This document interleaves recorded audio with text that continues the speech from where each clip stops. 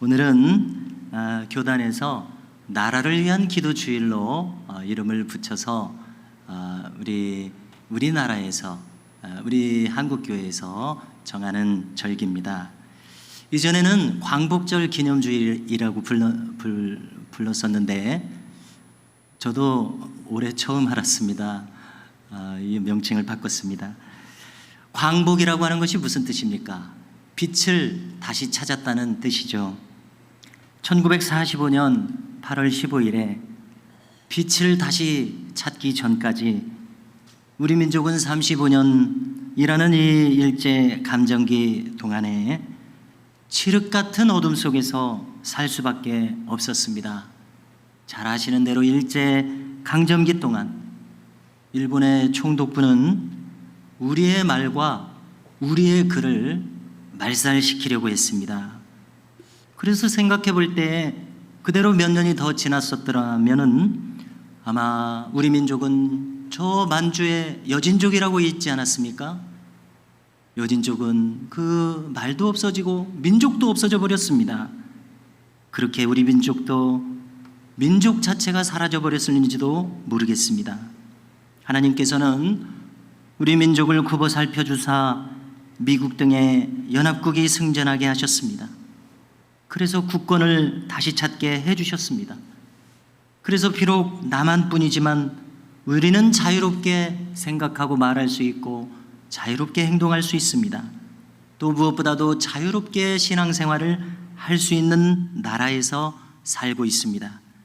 그러므로 이것이 어찌 그 크신 하나님의 은혜와 사랑과 돌아보심이 아니겠습니까?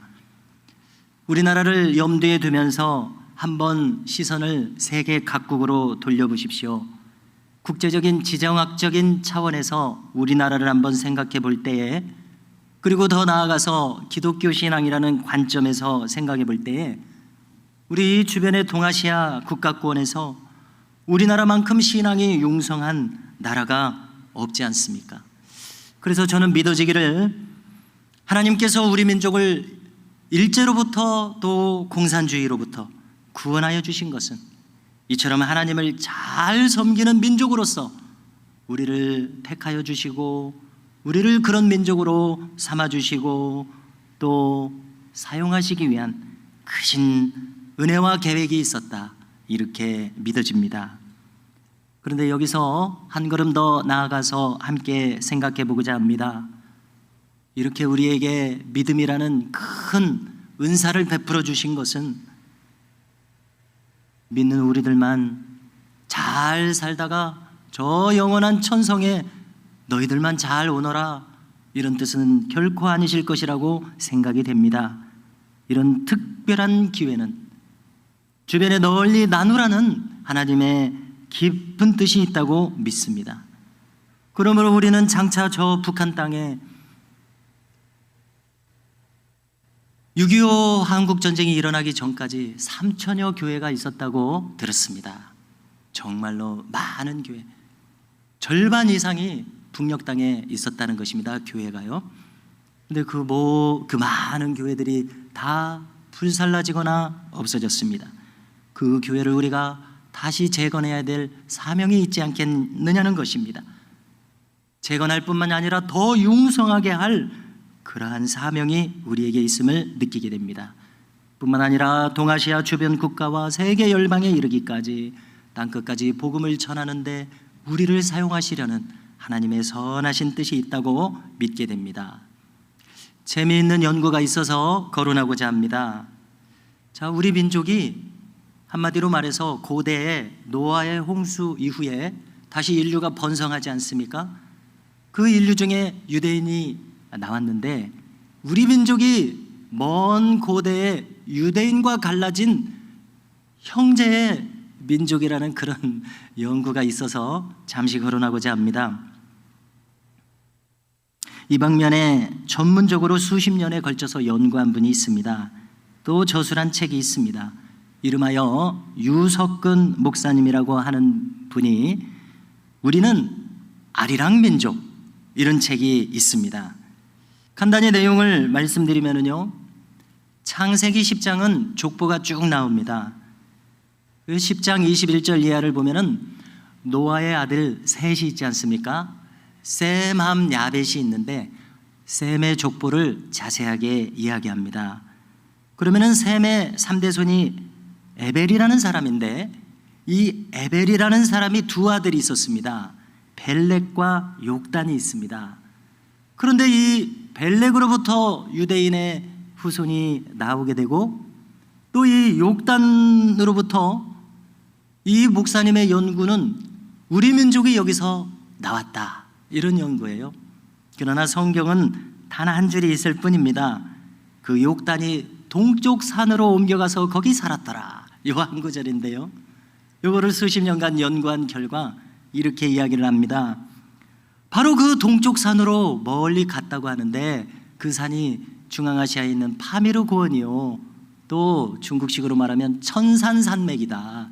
얼마나 높으면 하늘천자가 붙었어요. 천산산맥이다. 그렇게 연구를 하는 것입니다. 그리고 여기 재밌는 것은 이것입니다.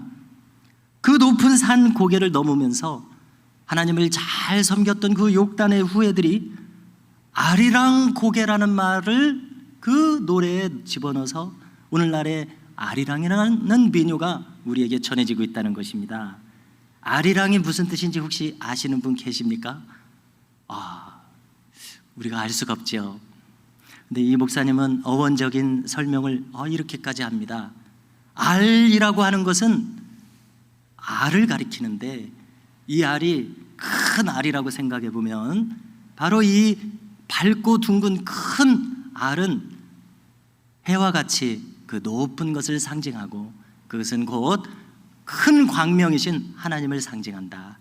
그래서 알은 하나님을 가리킨다, 이런 설명입니다. 또 그도 그럴 것이, 히브리어로는 엘이 하나님이지 않습니까? 엘과 알이 비슷하다는 것이죠. 어원적으로 한 끗 차이는 같은 말로 되게 보더라고요. 그래서 이랑이라는 말이 붙었습니다. 알이랑. 우리가 이랑은 잘 쓰는 말입니다. 누나랑 형이랑 오빠랑 할 때 랑자가 함께라는 뜻이잖아요. 그러니까 알이랑이라는 뜻은 이렇게 보면은 하나님이랑 이런 뜻이 되는 재미있는 어원적인 설명입니다. 어디까지 우리가 확인하고 입증할 수 있는지는 모르겠습니다. 그러나 하나님을 잘 섬기는 이분들이 저 높은 산을 넘어서 아리랑 고개를 함께 넘어간다라고 했을 때 정말 이 연구가 사실이었으면 좋겠을 정도로, 그렇구나, 아리랑 고개, 하나님이랑 우리가 고개를 함께 넘어가는 그런 민족이었구나, 이런 생각 말입니다.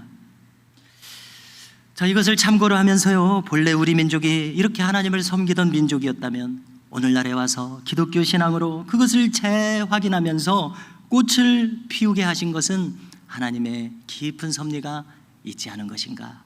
그리고 우리가 유대인과 정말 형제라도 됐으면 좋겠어요. 그럴 것 같은 것이 이 동아시아권에서 우리만큼 큰 신앙을 가지게 하신 그런 민족이 또 없기 때문에 그렇고, 또 미국을 제치고 가장 많은 선교사를 보낸 나라가 된 것도 그렇고 그렇습니다.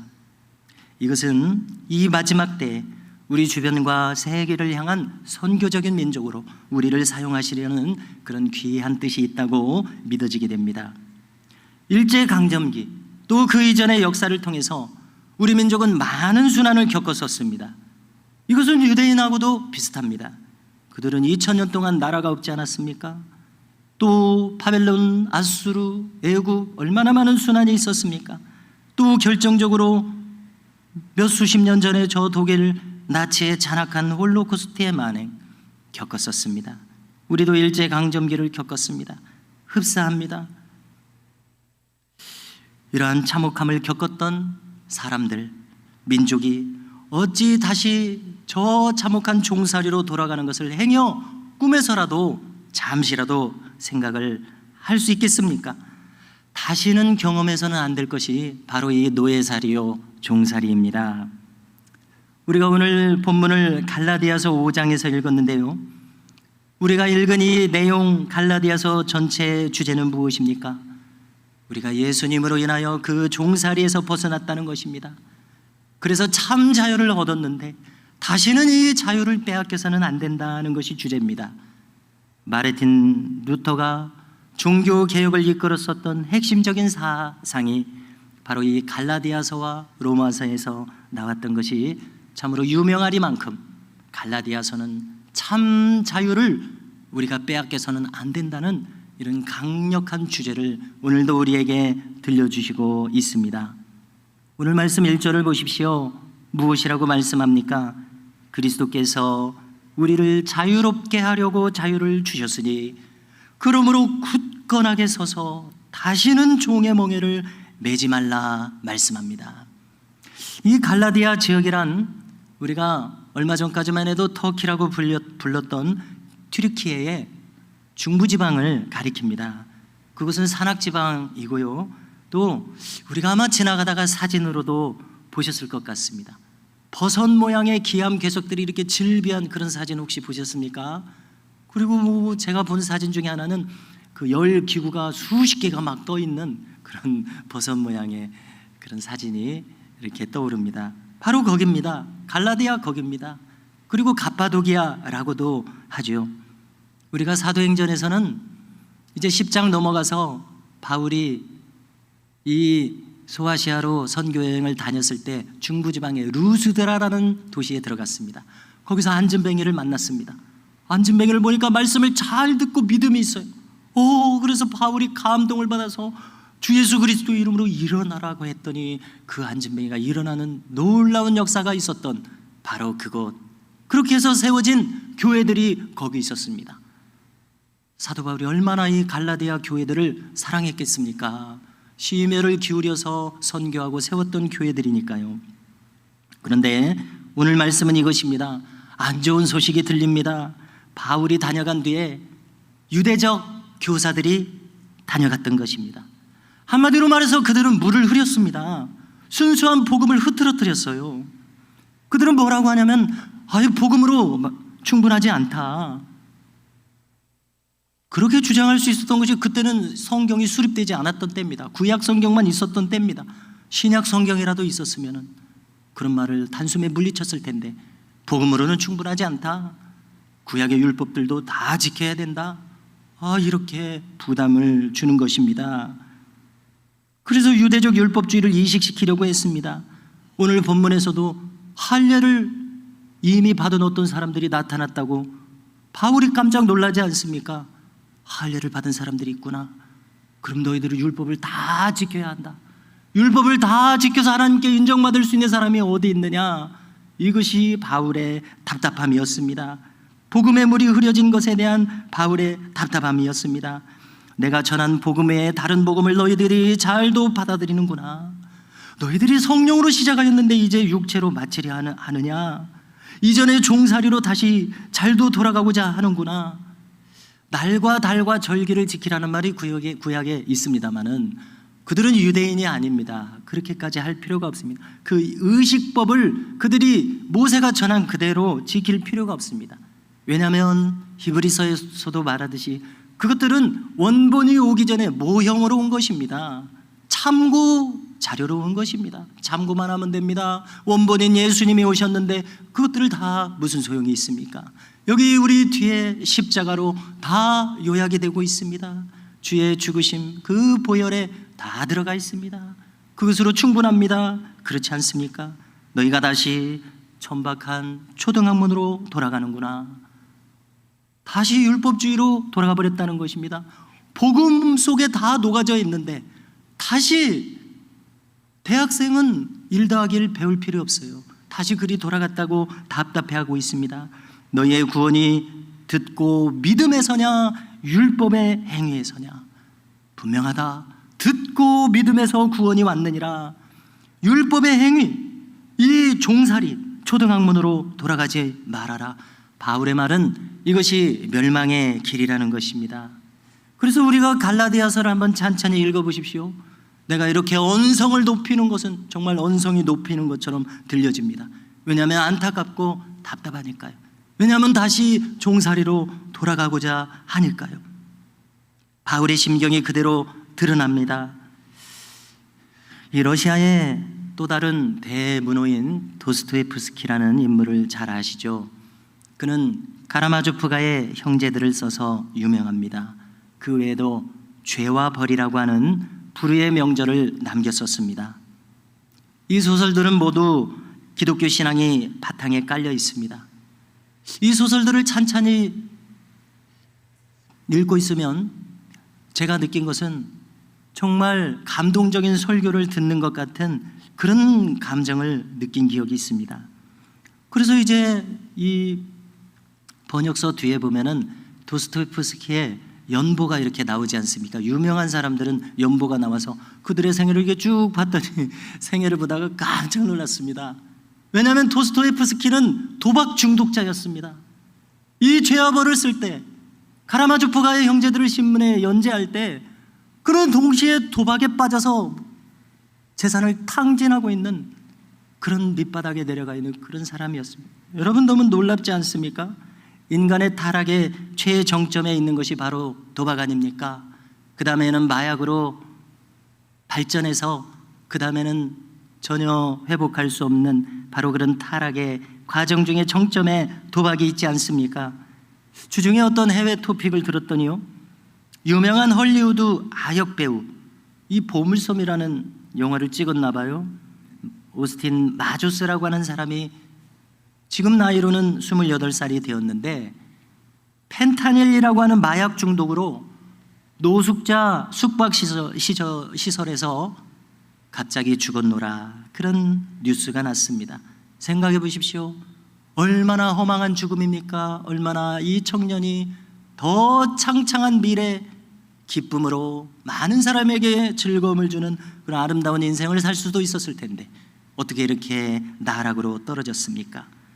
평생 신앙인으로서 살았던 영광스러운 죽음과 비교해 보십시오. 마약의 종살이로 인생이 끝나버린다면 얼마나 허망하고 안타까운 일이겠습니까?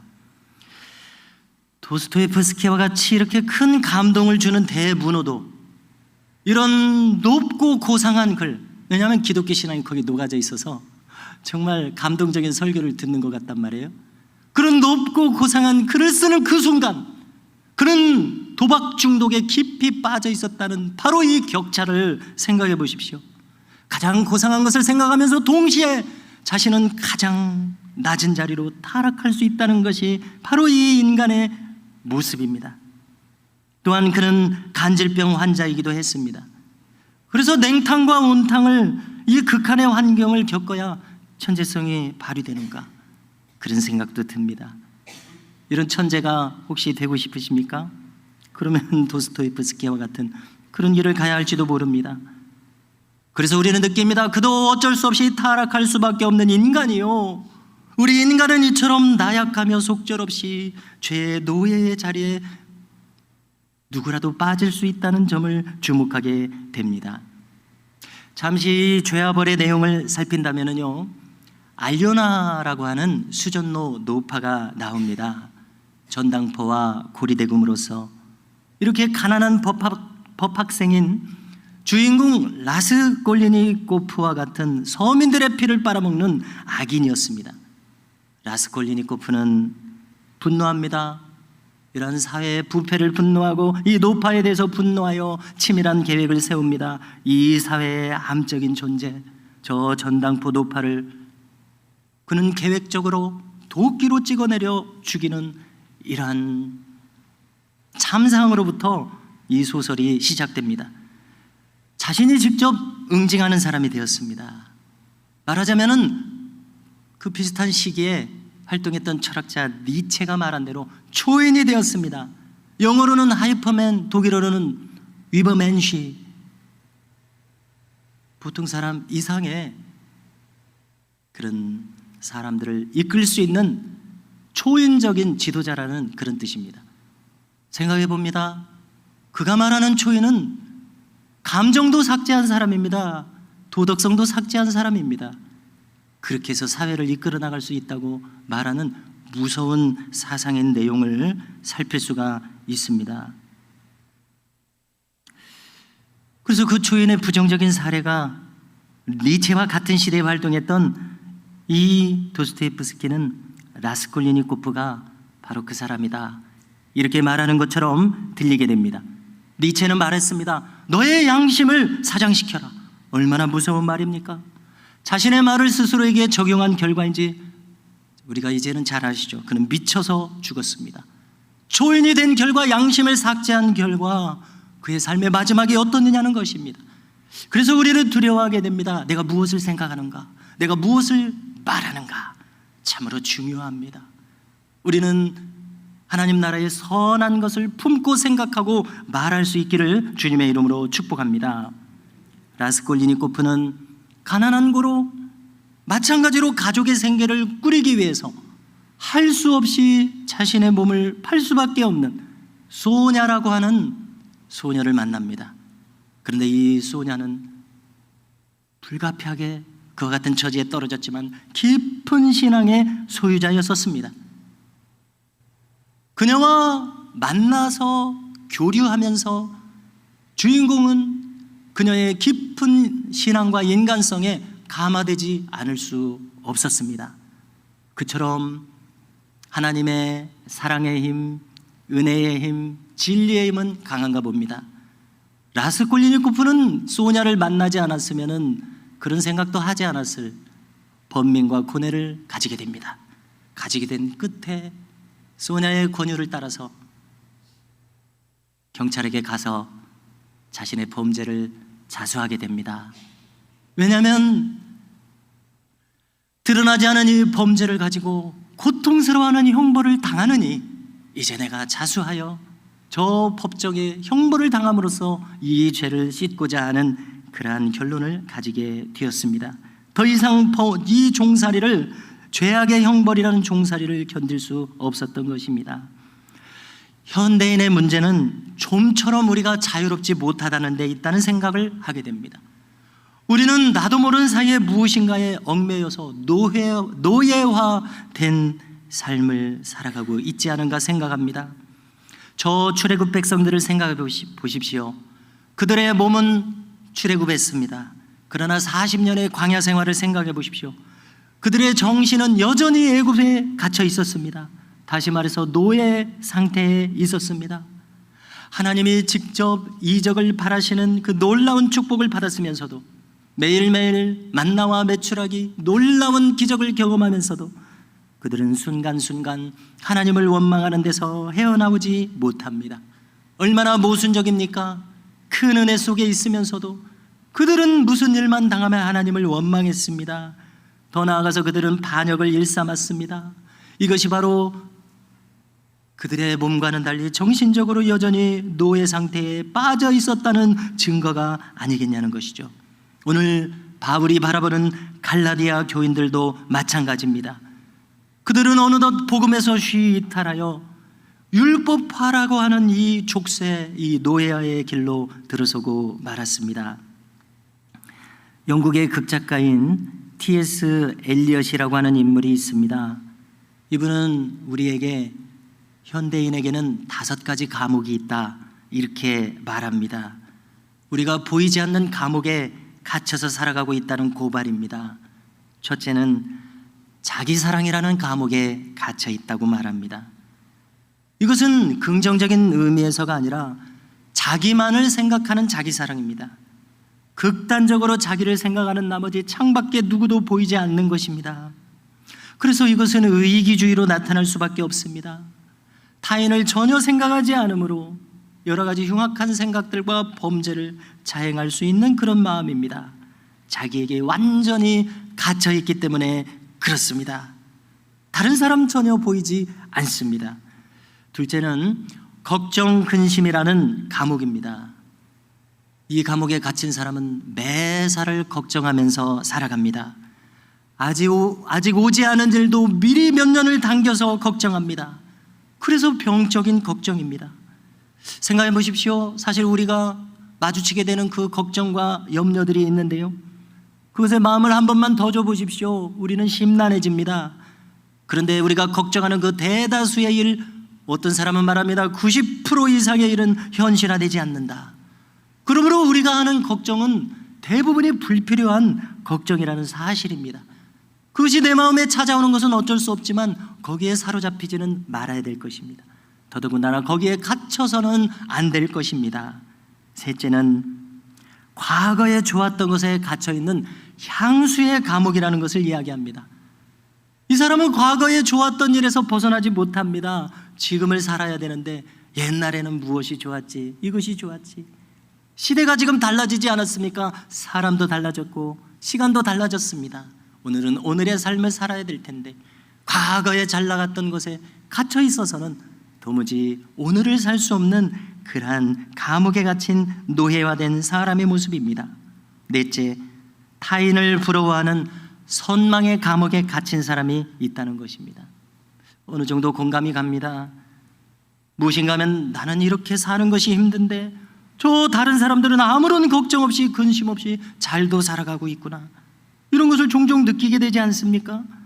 나는 이렇게 인생이 고달프게 쉼 없이 이어지는데 다른 사람은 술술술 풀리는 것 같이 보입니다. 그래서 저 사람은 가만히 보니까 부모를 잘 만났습니다. 저 사람은 재능을 많이 타고났습니다. 그래서 저렇게 잘 사는구나. 그래서 그 사람이 부럽습니다. 우리 믿는 사람들은 기억해야 되겠습니다. 하나님은 나에게 나만의 독특한 은사와 재능과 살 길을 주셨음을 믿으시기 바랍니다. 그렇지 않으면 불신앙에 빠집니다. 이 선망의 감옥에 빠져서는 안 되지 않겠습니까? 다섯째는 증오의 감옥입니다. 놀랍게도 이 감옥에 갇힌 사람은 삶을 사랑할 수 없는 상태가 됩니다. 얼마나 답답하겠습니까? 우리는 삶을 소중히 여겨야 거기서 기운이 나고 기쁨이 나고 보람을 느낄 수 있고 이제 다른 사람에게도 미소를 던져줄 수 있습니다. 그러나 증오에 갇힌다면요, 이 삶이 버거워집니다. 자기 자신에 대해서도 절망하게 됩니다. 항상 자기 자신에 대해서 불만족한 것이 자기의 증오에 이르고 또 자기 혐오에까지 이를 수 있는 무서운 것이 바로 이 증오의 감옥입니다. 내 주변이 다 마음에 들지 않습니다. 그런데 저는 여기서 한 가지 정도를 더 덧붙이고 싶습니다. 그것은 여전히 과거의 감옥이긴 한데 향수에 잠긴 감옥이 아니라 과거의 잘못된 일들에 대한 감옥에 갇히는 경우가 있다는 것입니다. 그래서 거기에 갇힌 많은 사람들이 헤어나지 못해서 불행하게 오늘을 살아가고 있습니다. 가령 나는 과거에 어떤 피해를 받을 수 있습니다. 그 피해자가 돼서 오늘도 피해자로 살고 있으면 미래에 무슨 소망과 앞날이 있겠느냐는 겁니다. 잘 소화해서 없애버려야 합니다. 깨끗이 용서하고 끝내버려야 합니다. 뿐만 아닙니다. 과거에 내가 잘못한 것도 있습니다. 생각해 보십시오. 이제 와서 어쩌자는 것입니까? 그것도 다 하나님께 맡겨버려야 됩니다. 자유를 선택해야 됩니다. 회개하고 회개했으면 잊어버려야 합니다. 생각해 보십시오. 모세도 살인자였습니다. 다윗도 7계를 범한 자였습니다. 그런데 그들이 그대로 주저앉아서 아이고 아주 저런 몹쓸 사람들로 그렇게 인생이 끝났느냐는 것입니다. 그렇지 않습니다. 그렇게 끝나는 것은 복음이 아닙니다. 복음이라는 우리처럼 이렇처럼 나약한 죄성의 인간이 저 거룩한 하나님의 거룩을 사모하는 것, 이것이 복음입니다. 나도 그곳에 옮겨져서 하나님으로 더불어 자유와 평강을 얻는 것, 이것이 복음입니다. 그 중간에 십자가의 피 보혈이라고 하는 깨끗한 나의 심령이 정화되는 그 과정에 있으면 되는 것입니다. 오늘 성경을 자세히 보십시오. 바울은 너무나 안타까워합니다. 아니 너희들이 이제 와서 할례를 받겠다는 것이냐? 유대인도 아닌데 할례를 받아야 이제 구원받을 것 같은 그러한 두려움이 생긴 겁니다. 아니 이렇게 생각이 없을 수가 있는가? 그러면 너희들 율법을 다 지킬 수 있다는 말이냐? 그렇게 해서 자유를 얻을 수 있다는 말이냐? 그냥 단순하게 생각해봐도 20살이라고 하면은 20년 동안 유대인 아닌 사람으로 살았습니다. 언제 갑자기 유대인의 율법을 다 지키겠습니까? 업을 성설이로다. 그것은 그리스도에게서 끊어지고 은혜에서 떨어진 자로다. 내가 가르친 복음은 그것이 아니로다. 그렇습니다. 항상 내가 하려고 해서 문제가 되고 있습니다. 사람의 힘으로 무엇을 하려고 해서 문제가 되고 있습니다. 이 길이 아닙니다. 사람의 힘으로 될 수 있는 길이 아니고 하나님의 은혜로서, 내가 믿음으로써 하나님의 나라에 내가 올라타서 편승해서 되는 일입니다. 이것이 복음입니다. 보십시오. 마지막 절을 보십시오. 바울은 힘주어 말합니다.